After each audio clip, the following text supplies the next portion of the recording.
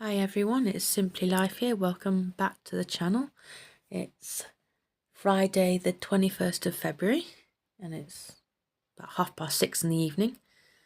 We're going to continue on with the Picture of Dorian Grey by Oscar Wilde, and I hope you enjoy.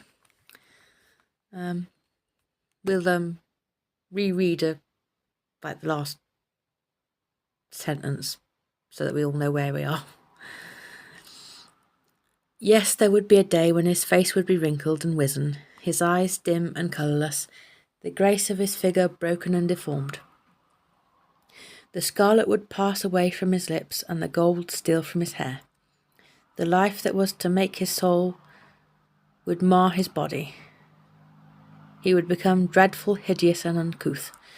As he thought of it, a sharp pang of pain struck through him like a knife,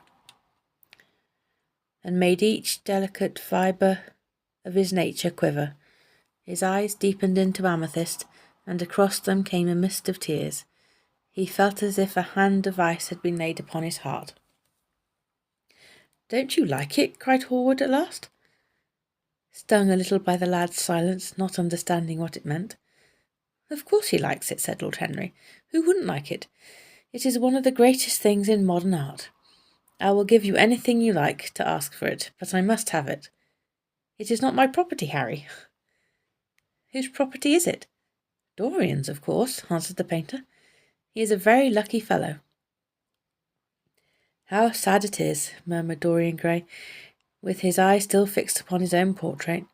"How sad it is. I shall grow old and horrible and dreadful, but this picture will remain always young. It will never be older than this particular day of June. If it were only the other way, if it were I who was to be always young, and the picture that was to grow old, for that, I would give everything.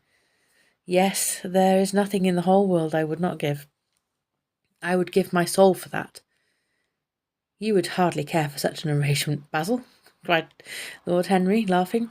"It would be rather hard lines on your work." "I should object very strongly, Harry," said Hallward. Dorian Grey turned and looked at him. "I believe you would, Basil. You like your art better than your friends. I am no more to you than a green bronze figure. Hardly as much, I dare say." The painter stared in amazement. It was so unlike Dorian to speak like that. What had happened? He seemed quite angry. His face was flushed and his cheeks burning. "Yes," he continued, "I am less to you than your ivory Hermes or your silver fawn. You will like them always. How long will you like me?" "Till I have my first wrinkle, I suppose. I know, now, that when one loses one's good looks, whatever they may be, one loses everything. Your picture has taught me that. Lord Henry Wotton is perfectly right. Youth is the only thing worth having. When I find that I am growing old, I shall kill myself." Hallward turned pale and caught his hand. "Dorian, Dorian," he cried, "don't talk like that. I have never had such a friend as you, and I shall never have such another. You are not jealous of material things, are you? You who are finer than any of them." "I am jealous of everything whose beauty does not die. I am jealous of the portrait you have painted of me. Why should it keep what I must lose? Every moment that passes takes something from me, and gives something to it. Oh, if it were only the other way, if the picture could change, and I could be always what I am now. Why did you paint it? It will mock me some day, mock me horribly." The hot tears welled into his eyes. He tore his hand away, and, flinging himself on the divan, he buried his face in the cushions, as though he was praying. "This is your doing, Harry," said the painter bitterly. Lord Henry shrugged his shoulders. "It is the real Dorian Grey, that is all." "It is not." "If it is not, what have I to do with it? You should have gone away when I asked you," he muttered. "I stayed when you asked me," was Lord Henry's answer. "Harry, I can't quarrel with my two best friends at once, but between you both, you have made me hate the finest piece of work I have ever done, and I will destroy it. What is it but canvas and colour? I will not let it come across our 3 lives and mar them." Dorian Grey lifted his golden head from the pillow and with pallid face and tear-stained eyes looked at him as he walked over to the deal painting table that was set beneath the high curtained window. What was he doing there? His fingers were straying about among the litter of tin tubes and dry brushes, seeking for something. Yes, it was for the long palette knife, with its thin blade of lithe steel. He had found it at last. He was going to rip up the canvas. With a stifled sob, the lad leaped from the couch and, rushing over to Hallward, tore the knife out of his hand and flung it to the end of the studio. "Don't, Basil, don't," he cried. "It would be murder." "I am glad you appreciate my work at last, Dorian," said the painter coldly, when he had recovered from his surprise. "I never thought you would." "Appreciate it? I am in love with it, Basil. It is part of myself. I feel that. Well, as soon as you are dry, you shall be varnished and framed and sent home. Then you can do what you like with yourself." And he walked across the room and rang the bell for tea. "You will have tea, of course, Dorian, and so will you, Harry. Or do you object to such simple pleasures?" "I adore simple pleasures," said Lord Henry. "They are the last refuge of the complex, but I don't like scenes, except on the stage. What absurd fellows you are, both of you. I wonder who it was defined man as a rational animal. It was the most premature definition ever given. Man is many things, but he is not rational. I am glad he is not, after all. Though I wish you chaps would not squabble over the picture. You had much better let me have it, Basil. This silly boy doesn't really want it, and I really do." "If you let anyone have it but me, Basil, I shall never forgive you," cried Dorian Grey, "and I don't allow people to call me a silly boy." "You know the picture is yours, Dorian. I gave it to you before it existed. And you know you have been a little silly, Mr. Grey, and that you don't really object to being reminded that you are extremely young." "I should have objected very strongly this morning, Lord Henry." "Ah, this morning. You have lived since then." There came a knock at the door, and the butler entered with a laden tea tray and set it down upon a small Japanese table. There was such a rattle of cups and saucers and the hissing of a fluted Georgian urn. 2 globe-shaped china dishes were brought in by a page. Dorian Grey went over and poured out the tea. The 2 men sauntered languidly to the table and examined what was under the covers. "Let us go to the theatre tonight," said Lord Henry. "There is sure to be something on somewhere. I have promised to dine at White's, but it is only with an old friend, so I can send him a wire to say that I am ill, or that I am prevented from coming in consequence of a subsequent engagement. I think that would be a rather nice excuse. It would have all the surprise of candour." "It is such a bore putting on one's dress clothes," muttered Hallward, "and when one has them on, they are so horrid." "Yes," answered Lord Henry dreamily. "The costume of the 19th century is detestable. It is so sombre, so depressing. Sin is the only real colour... blah, blah, blah, blah. Sin is the only real colour element left in modern life." "You really must not say things like that before Dorian, Harry." "Before which Dorian? The one who is pouring out tea for us, or the one in the picture?" "Before either." "I should like to come to the theatre with you, Lord Henry," said the lad. "Then you shall come. And you will come too, Basil, won't you?" "I can't really. I would sooner not. I have a lot of work to do." "Well then, you and I will go alone, Mr. Grey." "I should like that awfully." The painter bit his lip and walked over, cup in hand, to the picture. "I shall stay with the real Dorian," he said sadly. "Is it the real Dorian?" cried the original of the portrait, strolling across to him. "Am I really like that?" "Yes, you are just like that." "How wonderful, Basil." "At least you are like it in appearance, but it will never alter," sighed Hallward. "That is something." "What a fuss people make about fidelity," exclaimed Lord Henry. "Why, even in love it is purely a question for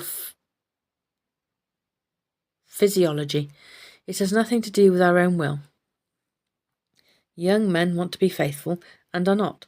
Old men want to be faithless and cannot. That is all one can say. Don't go to the theatre tonight, Dorian, said Hallward. Stop and dine with me. I can't, Basil. Why? Because I have promised Lord Henry Wotton to go with him. He won't like you the better for keeping your promises. He always breaks his own. I beg you not to go. Dorian Grey laughed and shook his head. I entreat you. The lad hesitated and looked over to The lad hesitated and looked over at Lord Henry, who was watching them from the tea-table with an amused smile. I must go, Basil, he answered. Very well, said Hallward, and he went over and laid down his cup on the tray. It is rather late, and as you have to dress, you had better lose no time. Goodbye, Harry. Goodbye, Dorian. Come and see me soon. Come tomorrow. Certainly. You won't forget. No, of course not, cried Dorian. And Harry? Yes, Basil. Remember what I asked you when we were in the garden this morning? I have forgotten it. I trust you. I wish I could trust myself, said Lord Henry, laughing. Come, Mr. Grey. My hansom is outside, and I can drop you at your own place. Goodbye, Basil. It has been a most interesting afternoon. As the door closed behind them, the painter flung himself down on a sofa, and a look of pain came into his face. Chapter 3. At 12:30 next day, Lord Henry Wotton strolled from Curzon Street over to the Albany to call on his uncle, Lord Fermor. A genial, if somewhat rough-mannered old bachelor, whom the outside world called selfish, because it derived no particular benefit from him, but who was considered generous by society as he fed the people who amused him. His father had been our ambassador at Madrid when Isabella was young, and prim and thought of, but had retired from the diplomatic service in a capricious moment of annoyance at not being offered the embassy at Paris, a post to which he considered that he was fully entitled by reason of his birth. His indolence, the good English of his dispatches, and his inordinate passion for pleasure. The son, who had been his father's secretary, had resigned along with his chief, somewhat foolishly, as was thought at the time, and on succeeding some months later to the title, had set himself to the serious study of the great aristocratic art of doing absolutely nothing. He had 2 large townhouses, but preferred to live in chambers, as it was less trouble and took most of his meals at his club. He paid some attention to the management of his collieries in the Midland counties, excusing himself for this taint of industry on the ground that the one advantage of having coal was that it enabled a gentleman to afford the decency of burning wood on his own hearth. In politics he was a Tory, except when the Tories were in office, during which period he roundly abused them for being a pack of radicals. He was a hero to his valet, who bullied him, and a terror to most of his relations, whom he bullied in turn. Only England could have produced him, and he always said that the country was going to the dogs.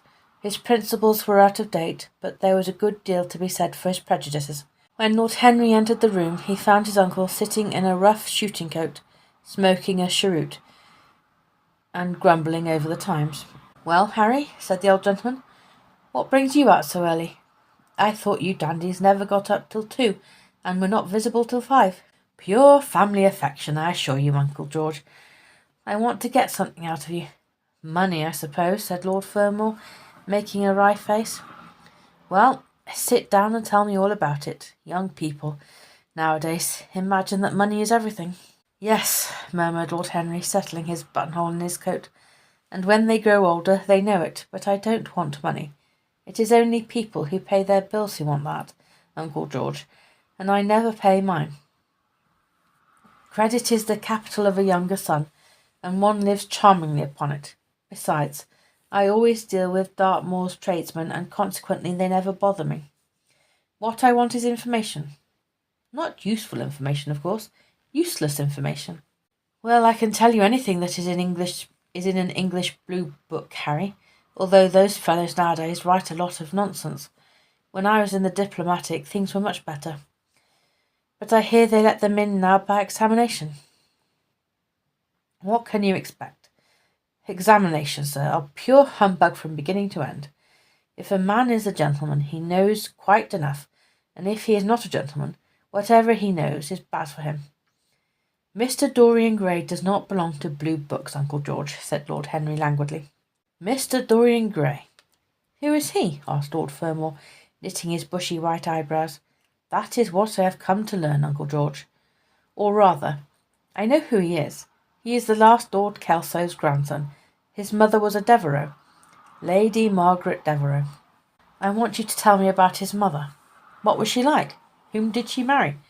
You have known nearly everybody in your time, so you might have known her. I am very much interested in Mr. Grey at present. I have only just met him. Kelso's grandson? Echoed the old gentleman. Kelso's grandson? Of course.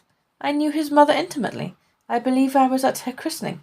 She was an extraordinarily beautiful girl, Margaret Devereux, and made all the men frantic by running away with a penniless young fellow. A mere nobody, sir, a subaltern in a foot regiment or something of that kind. Certainly. I remember the whole thing as if it happened yesterday. The poor chap was killed in a duel at Spa a few months after the marriage. There was an ugly story about it. They said Kelso got some rascally adventurer, some Belgian brute, to insult his son-in-law in public. Paid him, sir, to do it. Paid him. And that the fellow spitted his man as if he had been a pigeon. The thing was hushed up, but egad, Kelso ate his chop alone at the club for some time afterwards. He brought his daughter back with him, I was told, and she never spoke to him again. Oh, yes, it was a bad business. The girl died too, died within a year. So she left a son, did she? I had forgotten that. What sort of boy is he? If he is like his mother, he must be a good-looking chap. He is very good-looking, assented Lord Henry. I hope he will fall into proper hands, continued the old man. He should have a pot of money waiting for him, if Kelso did the right thing by him. His mother had money too. All the Selby property came to her, through her grandfather. Her grandfather hated Kelso, thought him a mean dog. He was too. Came to Madrid once when I was there. Egad, I was ashamed of him. The Queen used to ask me about the English noble who was always quarrelling about the cabmen. No, he wasn't quarrelling about the cabmen. He was quarrelling with them about fares. They made quite a story of it. I didn't dare to show my face at court for a month. I hope he treated his grandson better than he did the Jarvies. I don't know, answered Lord Henry. I fancy that the boy will be well off. He is not of age yet. He has Selby, I know. He told me so. And his mother was very beautiful? Margaret Devereux was one of the loveliest creatures I ever saw, Harry. What on earth induced her to behave as she did, I never could understand. She could have married anybody she chose. Carlington was mad after her. She was romantic, though. All the women of that family were. The men were a poor lot, but, egad, the women were wonderful. Carlington went on his knees to her, told me so himself. She laughed at him, and there wasn't a girl in London at the time who wasn't after him. And by the way, Harry, talking about silly marriages, what is this humbug your father tells me about Dartmoor wanting to marry an American? Ain't English girls good enough for him? It is rather fashionable to marry Americans just now, Uncle George. I'll back English women against the world, Harry, said Lord Fermor, striking the table with his fist. The betting is on the Americans. They don't last, I am told, muttered his uncle. A long engagement exhausts them, but they are capital at a steeplechase. They take things flying. I don't think Dartmoor has a chance. Who are her people? Grumbled the old gentleman. Has she got any? Lord Henry shook his head. American girls are as clever at concealing their parents as English women are at concealing their past, he said, rising to go. They are pork packers, I suppose. I hope so, Uncle George, for Dartmoor's sake. I am told that pork packing is the most lucrative profession in America after politics. Is she pretty? She behaves as if she was beautiful. Most American women do. It is the secret of their charm. Why can't these American women stay in their own country? They are always telling us that it is the paradise for women. It is. That is the reason why, like Eve, they are so excessively anxious to get out of it," said Lord Henry. "Goodbye, Uncle George. I shall be late for lunch if I stop any longer. Thanks for giving me the information I wanted. I always like to know everything about my new friends and nothing about my old ones. Where are you lunching, Harry?" "At Aunt Agatha's. I have asked myself and Mr. Grey. He is her latest protégé." "Tell your Aunt Agatha, Harry, not to bother me any more with her charity appeals. I am sick of them. Why the good woman thinks that I have nothing to do but to write cheques for her silly fads." "All right, Uncle George, I'll tell her. But it won't have any effect. Philanthropic people lose all sense of humanity. It is their disgusting characteristic." The old gentleman growled approvingly, and rang the bell for his servant. Lord Henry passed up the low arcade into Burlington Street and turned his steps in the direction of Berkeley Square. So that was the story of Dorian Gray's parentage. Crudely as it had been told to him, it had yet stirred him by its suggestion of a strange, almost modern romance, a beautiful woman risking everything for a mad passion, a few wild weeks of happiness cut short by a hideous, treacherous crime, months of voiceless agony, and then a child born in pain, the mother snatched away by death, the boy left to solitude and the tyranny of an old and loveless man. Yes, it was an interesting background. It posed the lad, made him more perfect, as it were. Behind every exquisite thing that existed, there was something tragic. Worlds had to be in travail that the meanest flower might blow. And how charming he had been at dinner the night before, as with startled eyes and lips parted in frightened pleasure he had sat opposite to him at the club, the red candle shades staining to a richer rose the wakening wonder of his face. Talking to him was like playing upon an exquisite violin. He answered to every touch and thrill of the bow. There was something terribly enthralling in the exercise of influence. No other activity was like it. To project one's soul into some gracious form and let it tarry there for a moment.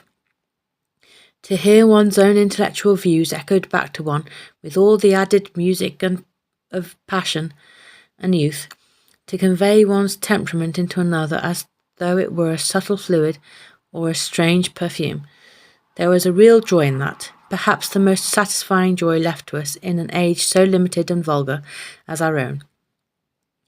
An age grossly carnal in its pleasures and grossly common in its aims. He was a marvellous type, too, this lad whom by so curious a chance he had met in Basil's studio, or could be fashioned into a marvellous type at any rate. Grace was his, and the white purity of boyhood, and beauty such as old Greek marbles kept for us. There was nothing that one could not do with him.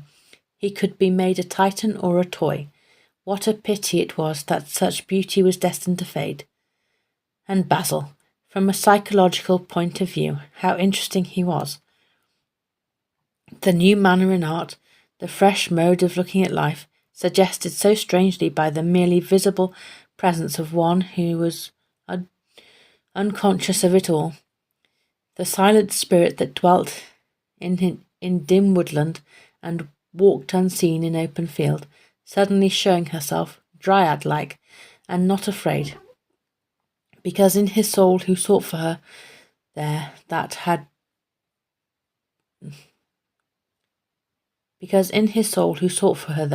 had been wakened that wonderful vision to which alone are wonderful things revealed, the mere shapes and patterns of things becoming, as it were, refined, and gaining a kind of symbolical value, as though they were themselves patterns of some other and more perfect form whose shadow they made real. How strange it all was! He remembered something like it in history. Was it not Plato, that artist in thought, who had first analysed it? Was it not Buonarroti, Buonarroti? Was it not Buonarroti who had carved it in the coloured marbles of a sonnet sequence? But in our own century it was strange. Yes, he would try to be to Dorian Grey what, without knowing it, the lad was to the painter who had fashioned the wonderful portrait. He would seek to dominate him, had already, indeed, half done so. He would make that wonderful spirit his own. There was something fascinating in this son of love and death. Suddenly he stopped and glanced up at the houses. He found that he had passed his aunt some distance, and smiling to himself, turned back. When he entered the somewhat sombre hall, the butler told him that they had gone in to lunch. He gave one of the footmen his hat and stick and passed into the dining hall. "Late as usual, Harry?" cried his aunt, shaking her head at him. He invented a facile excuse, and having taken the vacant seat next to her, looked round to see who was there. Dorian bowed to him shyly from the end of the table, a flush of pleasure stealing into his cheek. Opposite was the Duchess of Harley, a lady of admirable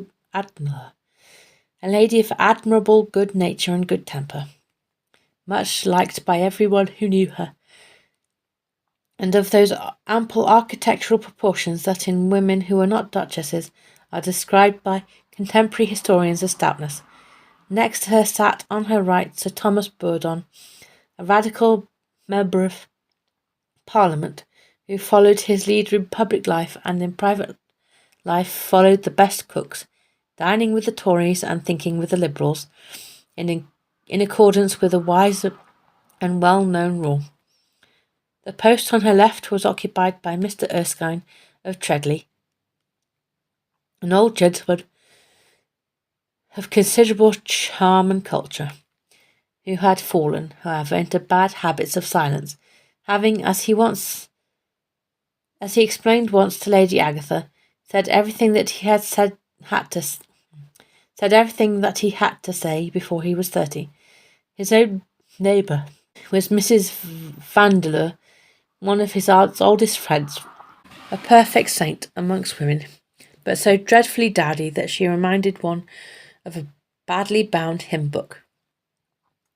Fortunately for him, she had on the other side Lord Fordell, a most intelligent middle-aged mediocrity, as bald as a ministerial statement in the House of Commons, with whom she was conversing in that intensely earnest manner which is the one unpardonable error, as he remarked once himself, that all really good people fall into, and from which none of them ever quite escape.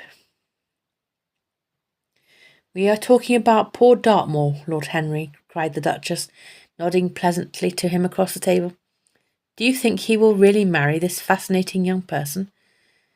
"I believe she has made up her mind to propose to him, Duchess." "How dreadful!" exclaimed Lady Agatha. "Really, some one should interfere." "I am told on excellent authority that her father keeps an American dry goods store," said Sir Thomas Bourdon, looking supercilious. "My uncle has already suggested pork packing, Sir Thomas." "Dry goods? What are American dry goods?" asked the Duchess, raising her large hands in wonder and accentuating the verb. "American novels," answered Lord Henry, helping himself to some quail.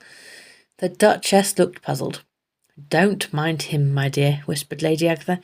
"He never means anything that he says.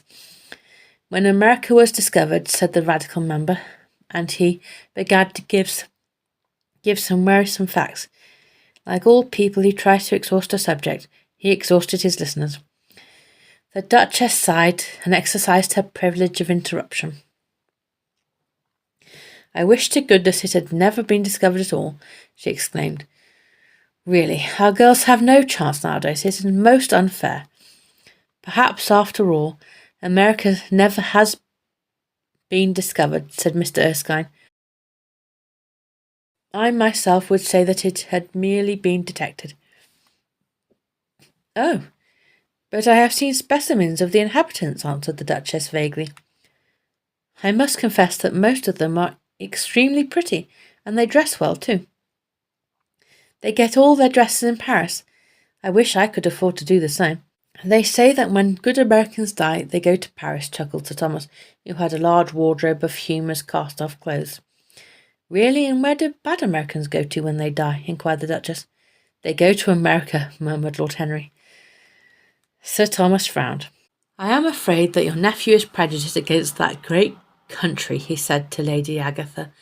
I have travelled all over it, in cars provided by the directors, who, in such matters, are extremely civil. I assure you that it is an education to visit it.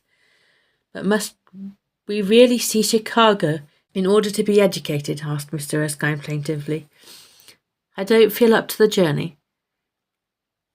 Sir Thomas waved his hand. Mr. Erskine of Treadley has the world on his shelves. We practical men like to see things, not to read about them. The Americans are an extremely interesting people.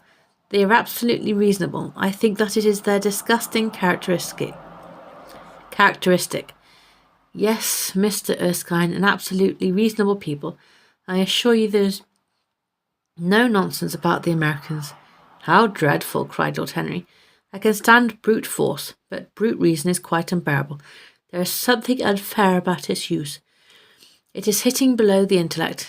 I do not understand you, said Sir Thomas, growing rather red. I do, Lord Henry, murmured Mr. Erskine with a smile. Paradoxes are all very well in their way, rejoined the baronet. Was that a paradox? Asked Mr. Erskine. I did not think so. Perhaps it was. Well, the way of paradoxes is the way of truth. To test reality, we must see it on the tightrope. When the verities became acrobats, we can judge them. Dear me, said Lady Agatha, how you men argue. I am sure I never can make out what you are talking about. Oh, Harry, I am quite vexed with you. Why do you try to persuade that nice Mr. Dorian Grey to give up the East End?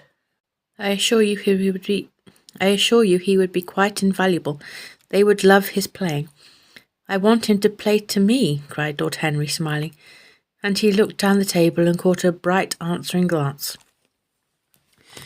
But they are so unhappy in Whitechapel, continued Lady Agatha. I can sympathise with everything except suffering, said Lord Henry, shrugging his shoulders. I cannot sympathise with that. It is too ugly, too horrible, too distressing. There is something terribly morbid in the modern sympathy with pain. One should sympathise with the colour, the beauty, the joy of life. The less said about life's sores, the better. Still, the East End is a very important problem, remarked Sir Thomas, with a grave shake of the head. Quite so, answered the young lord. It is the problem of slavery, and we try to solve it by amusing the slaves. The politician looked at him keenly. What change do you propose, then? He asked. Lord Henry laughed. I don't desire to change anything in England except the weather, he answered. I am quite content with philosophic contemplation, but as the 19th century has gone bankrupt through an over-expenditure of sympathy, I would suggest that we should appeal to science to put us straight. The advantage of the emotions is that they lead us astray, and the advantage of science is that it is not emotional. But we have such grave responsibilities, ventured Mrs. Vandeleur timidly. Terribly grave, echoed Lady Agatha. Lord Henry looked over at Mr. Erskine. Humanity takes itself too seriously. It is the world's original sin. If the caveman had known how to laugh, history would have been different. You are really very comforting, warbled the Duchess. I have always felt rather guilty when I came to see your dear aunt, for I take no interest at all in the East End. For the future I shall be able to look her in the face without a blush. A blush is very becoming, Duchess, remarked Lord Henry. Only when one is young, she answered. When an old woman like myself blushes, it is a very bad sign. Ah, Lord Henry, I wish you would tell me how to become young again. He thought for a moment. Can you remember any great error that you committed in your early days, Duchess? He asked, looking at her across the table. A great many, I fear, she cried. Then commit them over again, he said, gravely. To get back one's youth, one has merely to repeat one's follies. A delightful theory, she exclaimed. I must put it into practice. A dangerous theory, came from Sir Thomas's tight lips. Lady Agatha shook her head, but could not help being amused. Mr. Erskine listened. Yes, he continued, that is one of the great secrets of life. Nowadays most people die of a sort of creeping common sense, and discover when it is too late that the only things one never regrets are one's mistakes. A laugh ran around the table. He played with the idea and grew wilful, tossed it into the air and transformed it, let it escape and recaptured it, made it iridescent with fancy and winged it with paradox. The praise of folly, as he went on, soared into a philosophy, and philosophy herself became young, and catching the mad music of pleasure, wearing, one might fancy, her wine-stained robe and wreath of ivy, danced like a Bacchante over the hills of life, and mocked the slow silence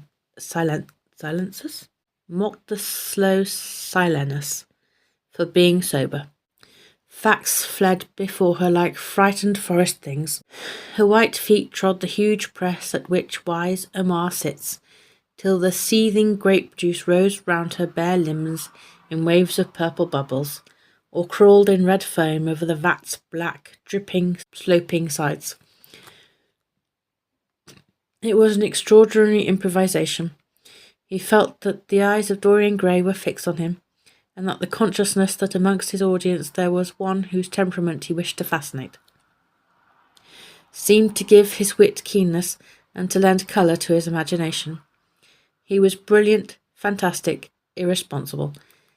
He charmed his listeners out of themselves, and they followed his pipe, laughing. Dorian Grey never took his gaze off him, but sat like one under a spell, smiles chasing each other over his lips, and wonder growing grave in his darkening eyes. At last, liveried in the costume of the age, reality entered the room in the shape of a servant, to tell the Duchess that a carriage was waiting. She wrung her hands in mock despair. "How annoying!" she cried. "I must go. I have to call for my husband at the club, to take him to some absurd meeting at Willis's rooms. He is going to be in the chair. If I am late, he is sure to be furious, and I couldn't have a scene in this bonnet. It is far too fragile. A harsh word would ruin it. No, I must go, dear Agatha. Good-bye, Lord Henry. You are quite delightful and dreadfully demoralizing. I am sure I don't know what to say about your views. You must come and dine with us some night Tuesday. Are you disengaged Tuesday?" "For you I would throw over anybody, Duchess," said Lord Henry with a bow. "Ah, that is very nice and very wrong of you," she cried. "So mind you come." And she swept out of the room, followed by Lady Agatha and the other ladies. When Lord Henry had sat down again, Mr. Erskine moved round, and taking a chair close to him, placed his hand upon his arm.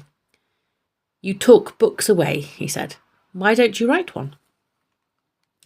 "I am too fond of reading books to care to write them, Mr. Erskine. I should like to write a novel, certainly, a novel that would be as lovely as a Persian carpet and as unreal. But there is no literary public in England for anything except newspapers, primers, and encyclopedias. Of all the people in the world, the English have the least sense of the beauty of literature." "I fear you are right," answered Mr. Erskine. "I myself used to have literary ambitions, but I gave them up long ago. And now, my dear young friend, if you will allow me to call you so, may I ask if you really meant all that you said to us at lunch?" "I quite forget what I said," smiled Lord Henry. "Was it all very bad?" "Very bad indeed. In fact, I consider you extremely dangerous, and if anything happens to our good Duchess, we shall all look on you as being primarily responsible. But I should like to talk to you about life. The generation into which I was born was tedious. Some day, when you are tired of London, come down to Treadley, and expound to me your philosophy of pleasure over some admirable Burgundy I am fortunate enough to possess. I shall be charmed. A visit to Treadley would be a great privilege. It has a perfect host and a perfect library." "You will complete it," answered the old gentleman, with a courteous bow, "and I must bid good-bye to your excellent aunt. I am due at the Athenaeum. It is the hour when we sleep there." "All of you, Mr. Erskine. 40 of us. In 40 armchairs. We are practising for an English Academy of Letters. Lord Henry laughed and rose. I am going to the park, he cried. As he was passing out of the door, Dorian Grey touched him on the arm. Let me come with you, he murmured. But I thought you had promised Basil Hallward to go and see him, answered Lord Henry. I would sooner come with you. Yes, I feel I must come with you. Do let me, and you will promise to talk to me all the time. No one talks so wonderfully as you do. Ah, I have talked quite enough for today, said Lord Henry, smiling. All I want now is to look at life. You may come and look at it with me if you care to. Chapter 4. One afternoon, a month later, Dorian Grey was reclining in a luxurious armchair in the little library of Lord Henry's house in Mayfair. It was, in its way, a very charming room, with its high-panelled wainscoting of olive-stained oak, its cream-coloured frieze, and ceiling of raised plasterwork, and its brick-dust felt carpet strewn with silk, long-fringed Persian rugs. On a tiny satinwood table stood a statuette by Clodion, and beside it lay a copy of Les Cent Nouvelles, bound for Margaret of Valois by Clovis Eve, and powdered with the gilt daisies that Queen had selected for her device. Right, we'll leave it there for today. Thank you very much for listening and watching this video. That ended up being quite hard work. My throat was definitely misbehaving, so I had to redo it a few times, parts of the audio, which drove me insane. I hate it when my throat tries to just close off. It makes talking such hard work. Anyway, I hope you all had a wonderful day, and I hope you all have a fabulous weekend, and make sure you all drink plenty and take your vitamins and your medication. I still keep forgetting to occasionally take my medication, but I do try and remember. I do try. And Fred is doing well. She's sleeping in her little what's it called? It goes over the radiator. Only I don't think she'd bother if it was on the radiator. So it's over the edge of the armchair. And she sleeps in that at night. Oh, and she started lying on the bed next to me. It's so cute. And a couple of times she's actually finally sat on my lap. Delightful. Oh, it was wonderful. She hasn't done it much, but, give her time. Well, bye.